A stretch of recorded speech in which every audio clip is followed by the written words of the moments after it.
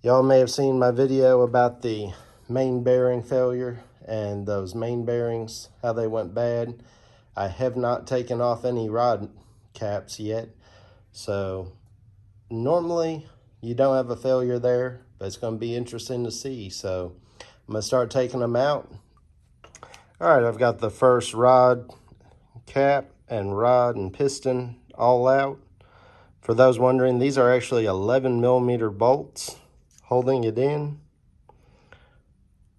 The bearing itself really doesn't look too bad. It looks like it's got a little mark there in the center, but you can't feel anything with your fingernail or finger at all.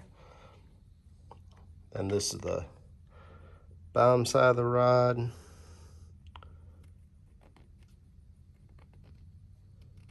Again, you can see a little something, but if I try to run my nail through it, I can't feel anything with my nail. So here's the piston. That's it. That's what it looks like. So I just pushed it out of that hole there. There you can see the tip of the oil piston squirter. Down there, that sprays at the bottom of the piston, which again, those are getting deleted on the new short block. So that's what number one looks like. I'm gonna go ahead and pull several more out, and we'll come back if I have either one that looks terrible or to go over all of them later at one time. All right, I got the second one out, and this one actually has some more damage to it other than the first one. So this is piston and rod number 2. So this is your first piston on the passenger side of the engine. And it's got some heavy wear in the middle. So there's that. And then bottom of the rod, same deal. Definitely some wear.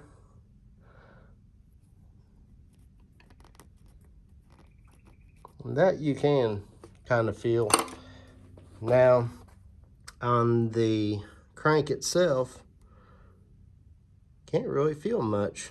You can see just a little bit of marking, but overall, it feels pretty smooth. Still has a good coat of oil on it too.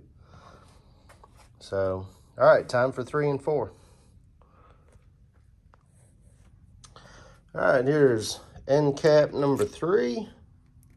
Let's take a look at it. It's got some wear on it as well. Doesn't look, yeah, I can feel it with my nail. Doesn't look quite as bad maybe as the last one that had some color to it. All right, now I'm gonna push this piston out. We'll take a look at it. All right, here's the bearing to go with it off of rod number 3. So driver's side, cylinder number 2. It looks about the same. So it's got some wear on it, and the crank doesn't really look bad at all, just mostly bearing wear. All right, going to number 4. All right, number 4. Number 4 doesn't look too bad. That's probably second best to that number 1 that I pulled.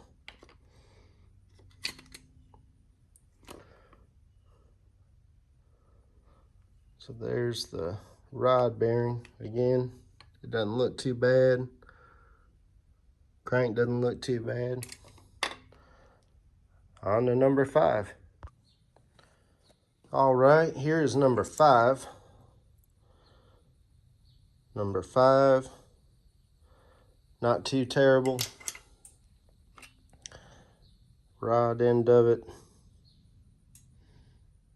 not too terrible. I mean, it doesn't look like brand new, but not bad.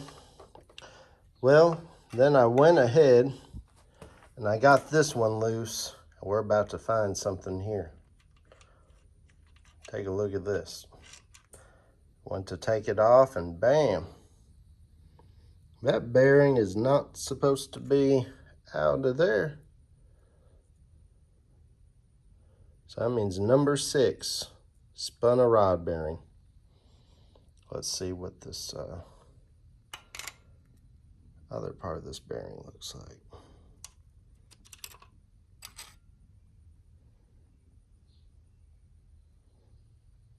There's the other part of it. And let's see. There's the other portion of it in the rod. So, yeah, that one definitely spun from the looks of it. But damage appears to have really been done to the bearing itself and just a little bit to the rod itself, or to the cap. Rest of it isn't too bad. Let's see what we get with 7 and 8. All right, we got some more damage coming up. Number 7. This is what the cap end looks like. But it spun here. Bearing's not in there. It spun on this side. So it actually, when I took it out, it fell down here. Floor. This is the back side of the bearing.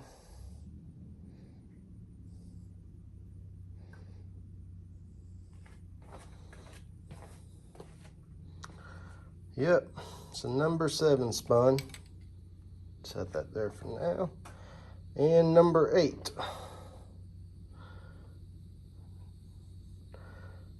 Number 8 also spun.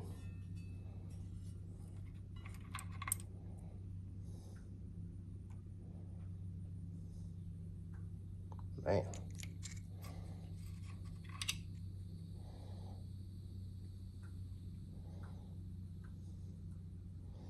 Y'all let me know what you think. I really was not expecting to find 3 spun bearings. 7, 8, and 5 spun.